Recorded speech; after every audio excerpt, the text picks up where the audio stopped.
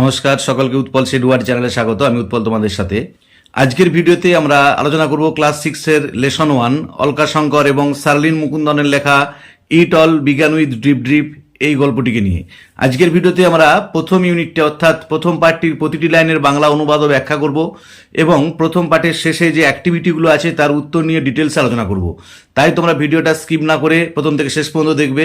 আর যারা আজ আমার চ্যানেলটা প্রথমে দেখছো বা চ্যানেলটা এখনও সাবস্ক্রাইব করোনি তারা অবশ্যই চ্যানেলটা সাবস্ক্রাইব করে পাশে থাকা বেল বাটনটা প্রেস করবে, যাতে পরের ভিডিওগুলো আপলোড করার সাথে সাথে তোমাদের কাছে নোটিফিকেশন পৌঁছে যায়। আর যারা অলরেডি সাবস্ক্রাইব করে নিয়েছো তাদের অসংখ্য ধন্যবাদ। চলো শুরু করা যাক আজকের বিষয়। ক্লাস 6-এর লেসন 1 অলকা শঙ্কর এবং শার্লিন মুকুন্দনের লেখা it all began with drip drip. দেখো, মূল গল্পে প্রবেশ করার আগে আমরা লেখক পরিচিতি সম্পর্কে একটু জেনে নিই। Alka Shankar is an author of repute. যে অলকা শঙ্কর হচ্ছেন একজন খ্যাতিনামা লেখিকা। Her well known book is the mighty and mystical rivers of India. তার সব থেকে বিখ্যাত বই the mighty and mystical rivers of India. She is famous for her contribution. তিনি বিখ্যাত তার অবদানের জন্য টু জুভেনাইল লিটারেচার, শিশু সাহিত্যে। যে শিশু সাহিত্যে অবদানের জন্য অলকা শঙ্কর বিখ্যাত। এরপর দেখো, দ্বিতীয় প্যারাগ্রাফে শার্লিন মুকুন্দন সম্পর্কে আমাদের একটু বলা আছে। দেখো, Sharleen Mukundan is the renowned children's author. Sharleen Mukundan হচ্ছেন একজন বিখ্যাত শিশু সাহিত্যিক বা শিশুদের গল্প লেখক। She has written the story book in collaboration with Alka Shankar. তিনি লিখেছেন দ্য স্টোরি বুক বলে একটি বই অলকা শঙ্করের সঙ্গে যৌথভাবে। দেখো, এরপর আমরা গল্পটির প্রতিটি লাইনের বাংলা অনুবাদ ও ব্যাখ্যা করব। তারপর এর শেষে যে অ্যাক্টিভিটিগুলো আছে তার উত্তর নিয়ে ডিটেলসে আলোচনা করব। দেখো, a tiger was caught in a storm. একটা বাঘ ঝড়ের কবলে আটকে পড়েছিল। He had wandered near the village. সে ঘুরে বেড়াচ্ছিল গ্রামের নিকটেই। Looking for something to eat. খাবারের সন্ধানে, যে কিছু খাবারের সন্ধানে বাঘটা ঘুরে বেড়াচ্ছিল গ্রামের নিকটে। On the outskirts of that village, ওই গ্রামের শেষ প্রান্তে, লিভড বাস করতেন an ill tempered old woman, একজন বদমেজাজি বৃদ্ধ মহিলা বা বৃদ্ধা। দ্য টাইগার হার্ডেলড, বাঘটা জড়সড় হয়ে বসেছিল। In shelter close to the wall, দেওয়ালের পাশেতেই, অব দ্য ওম্যানস হার্ট, ওই মহিলাটির কুড়ে ঘরের। The old woman was feeling very ill tempered that night. ওই রাতে ওই বৃদ্ধ মহিলাটি খুবই রেগেছিল। The rain water was leaking through the roof, বৃষ্টির জল চুইয়ে চুইয়ে পড়ছিল তার ছাদ থেকে। দেখো, পরীক্ষায় পড়বে যে ওই বৃদ্ধাটি বা বয়স্ক মহিলাটি কেন রেগেছিল না। The rain water was leaking through the roof, ছাদ থেকে বৃষ্টির জল চুইয়ে চুইয়ে পড়ছিল বলে। There is no escape from this drip drip, এই টিপ টিপ বৃষ্টির হাত থেকে কোনো রেহাই নেই। শি মাটার্ড অ্যাংরিলি, সে বিড়বিড়ি করে রাগান্বিত হয়ে বলে উঠল। Pushing her bed around the room, তার বিছানাটাকে রুমের চারপাশে ঠিলতে লাগলো। টু কিপ ইট ড্রাই, শুকনো রাখার জন্য। যেহেতু ছাদ থেকে চুইয়ে চুইয়ে জল পড়ছে, যাতে বিছানাটা ভিজে না যায় সেই জন্য বিছানাটাকে রুমের চারপাশে ঠিলে সরিয়ে সরিয়ে রাখতে লাগলো। She shoved the bed and a tin trunk, সে জোর করে ঠিলে দিয়েছিল একটা বিছানাকে এবং একটা টিনের বাক্সকে। এগেনস্ট এ ওয়াল, দেওয়ালের দিকে, যে জোর করে সে দেওয়ালের দিকে তার বিছানাটা এবং একটা টিনের বাক্সকে ঠেলে সরিয়ে দিল। দ্য ওয়াল শুক, আর দেওয়ালটা কেঁপে উঠল। যেহেতু কুড়ে ঘর ছিল তাই দেওয়ালটা কেঁপে উঠল। This drip drip will be the death of me, এই টিপ টিপ বৃষ্টিটাই হবে আমার মৃত্যুর কারণ। শি শাউটেড, সে চিৎকার করে বলে উঠল। The tiger on the opposite side of the wall, দেওয়ালের উল্টো দিকে বাঘটি, ফেল্ড দ্য ওয়াল শেক, অনুভব করেছিল দেওয়ালের কম্পনটা। যে সে বাইরের দিক থেকে ছিল দেওয়ালের পাশেতেই, সে অনুভব করলো যে দেওয়ালটা কেঁপে উঠেছে। অ্যান্ড ওয়াজ ফ্রাইটেন্ড, এবং সে খুব ভয় পেয়ে গিয়েছিল। The drip dip must be a very dreadful creature, টিপ টিপ নিশ্চয়ই একটা খুবই ভয়ানক প্রাণী বা ভয়ানক জন্তু।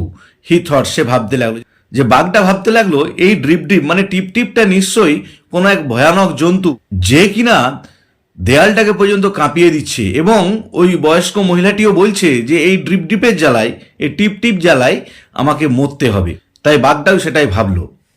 মিন হোয়াইল, ইতিমধ্যে, ভোলেনাথ দ্য পটার, ভোলেনাথ একজন কুমোর, was out in the night, রাত্রিবেলা বাইরে বেরিয়েছিল। লুকিং ফর ইজ ডাঙ্কি, তার গাধাটাকে খুঁজতে, ইন দ্য স্টর্ম, এই ঝড় বৃষ্টির মধ্যে। সাডেনলি, হঠাৎ করে, হি স, সে দেখেছিল, অ্যান অ্যানিম্যাল, একটা প্রাণী, হার্ডেলড জড়সড় হয়ে বসে আছে ইন দ্য ডার্ক অন্ধকারে against the wall of the women's hut মহিলাটির কুড়ে ঘরের দেওয়ালের পাশেই। তাহলে দেখো আমরা এখন এই গল্পটির প্রথম ইউনিটের যে প্রতিটি লাইনের বাংলা অনুবাদ ও ব্যাখ্যা করলাম, এরপর প্রথম ইউনিটের শেষে যে অ্যাক্টিভিটিগুলো আছে তার উত্তর নিয়ে ডিটেলসে আলোচনা করব। দেখো activity 1, tick the correct alternative, সঠিক উত্তরে দাগ দাও। দেখো এটা, the tiger took shelter near the house of, বাঘটা আশ্রয় নিয়েছিল বাড়ির নিকটে। কার বাড়ির নিকটে? দেখো অ্যান ওল্ড ম্যান এ নেবার, উত্তর হবে অ্যান ওল্ড ম্যান। বিয়েরটা দেখো, দ্য ওল্ড ম্যান ওয়াজ, ওই বৃদ্ধাটা ছিল সফট স্পোকেন, খুব নম্রভাষী, ইল টেম্পার্ড, বদমেজাজি, শাই, লাজুক, উত্তর হবে ইল টেম্পার্ড। সিয়েরটা দেখো, দ্য টাইগার থট, বাঘটা ভেবেছিল, drip drip was, drip drip ছিল the constant falling of rain, অবিরাম বৃষ্টিপাত, the name of a man, একটা মানুষের নাম, এ ক্রিয়েচার, একটা প্রাণী। দেখো যেটা ঠিক উত্তর আমি বলে দিয়েছি, এ ক্রিয়েচার, আমি প্রত্যেকটারই যেটা ঠিক উত্তর তার নিচেতে দাগ দিয়ে দিয়েছি যাতে তোমাদের বুঝতে আরো সুবিধা হয়। ডিএটা দেখো, ভোলেনাথ ওয়াজ, ভোলেনাথ ছিল এ ফার্মার, একজন চাষি, উইভার, তাঁতি, পটার, কুমোর, উত্তর হবে পটার। এবার অ্যাক্টিভিটি 2টা দেখো কি বলা আছে, রিয়ারেঞ্জ দ্য ফলোয়িং সেন্টেন্সেস, সাজিয়ে নাও নিচের বাক্যগুলোকে ইন দ্য কারেক্ট অর্ডার, ক্রমান্বয়ে, and put the numbers in the given boxes, এবং বক্সের মধ্যে নাম্বারগুলো লেখো। দেখো একটা করে দেখিয়ে দেওয়া আছে কোনটা এক হয়েছে, 1 ইজ ডান ফর ইউ, একটা তোমাদের জন্য করা আছে যে 4 নম্বরেরটা 1। তো কিভাবে রিয়ারেঞ্জ করলে তোমাদের ভুল হবে না আমি তোমাদের একটা প্রসিডিওর দেখিয়ে দিচ্ছি, তোমরা খুব ভালো করে লক্ষ্য করবে। এইভাবে যদি তোমরা রিয়ারেঞ্জটা করো তাহলে তোমাদের কিন্তু উত্তর লিখতে ভুল হবে না।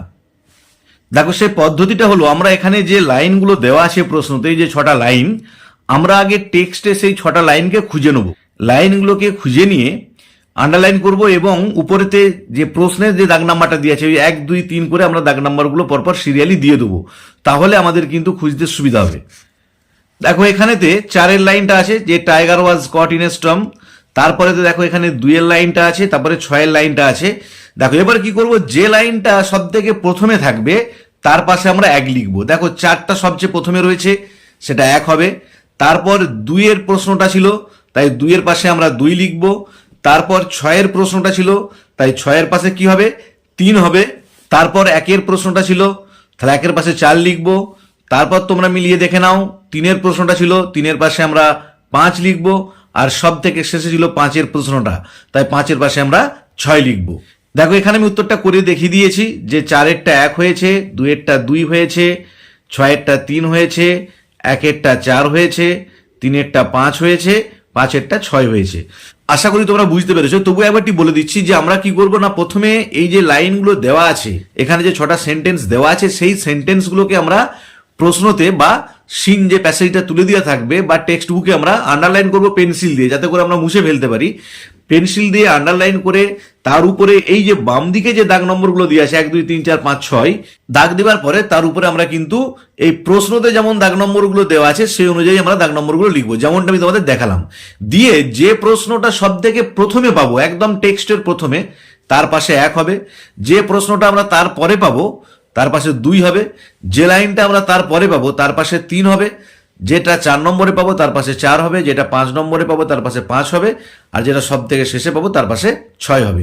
এইভাবে যদি আমরা রিয়ারেঞ্জটা করি তাহলে কিন্তু আমাদের রিয়ারেঞ্জ করতে কোনো সমস্যা হবে না এবং আমরা নির্ভুলভাবে করতে পারবো।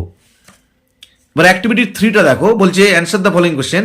হোয়াট ডু ইউ থিঙ্ক, তুমি কি মনে করো, উড ভোলেনাথ রিয়াকশন বি, যে ভোলেনাথের কি প্রতিক্রিয়া হতো, if he knew that the animal huddled in the dark, যদি সে জানতো যে পশুটা জড়সড় হয়ে বসে রয়েছে অন্ধকারেতে, ওয়াজ অ্যাকচুয়ালি এ টাইগার, সেটা একটা বাঘ। যে যদি ভোলেনাথ জানতে পারতো এটা একটা বাঘ, তাহলে ভোলেনাথের প্রতিক্রিয়া কি হতো? উত্তরটা হবে I think Bholenath would scream and run away, Bholenath চিৎকার করতো এবং দৌড়ে পালিয়ে যেত। তারপরে লিখবে if he knew that the animal huddled in the dark, যদি সে জানতে পারতো যে পশুটা জড়সড় হয়ে বসে রয়েছে অন্ধকারে, ওয়াজ অ্যাকচুয়ালি টাইগার, ছিল প্রকৃতপক্ষে একটা বাঘ। আবার বলে দিচ্ছি দেখো, I think Bholenath would scream, Bholenath চিৎকার করতো, অ্যান্ড রান অ্যাওয়ে, দৌড়ে পালিয়ে যেত, ইফ হি নিউ দ্যাট, যদি সে জানতো যে the animal huddled in the dark, যে পশুটা অন্ধকারে জড়সড় হয়ে বসেছিল, ওয়াজ অ্যাকচুয়ালি টাইগার, সেটা প্রকৃতপক্ষে একটা বাঘ। তাহলে আজকের ভিডিওতে আমরা ক্লাস 6 এর লেসন 1 অলকাশঙ্কর এবং সার্লিন মুকুন্দনের লেখা it all began with drip drip এই গল্পটির প্রথম পার্টটির প্রতিটি লাইনের বাংলা অনুবাদ ব্যাখ্যা করলাম এবং প্রথম পার্টের শেষে যে অ্যাক্টিভিটি 1, 2, 3 এই তিনটে অ্যাক্টিভিটির প্রতিটি প্রশ্নের উত্তর নিয়ে ডিটেলস আলোচনা করলাম। ভিডিওটি ভালো লেগে থাকলে অবশ্যই লাইক শেয়ার ও কমেন্ট করে জানাবে। আর যারা আজ আমার চ্যানেলটা প্রথম দেখছো please subscribe the channel and press the bell button. দেখা হবে পরের ভিডিওতে, ভালো থেকো। পরের ভিডিওতে আমরা পরের ইউনিটটির প্রতিটি লাইনের বাংলা অনুবাদ করব এবং তার শেষে যে অ্যাক্টিভিটিগুলো আছে তার উত্তর নিয়ে ডিটেলস আলোচনা করব। তাই অবশ্যই তোমরা আমার চ্যানেলটাকে ফলো করতে থাকবে। ভালো থেকো, ধন্যবাদ, দেখা হবে পরের ভিডিওতে।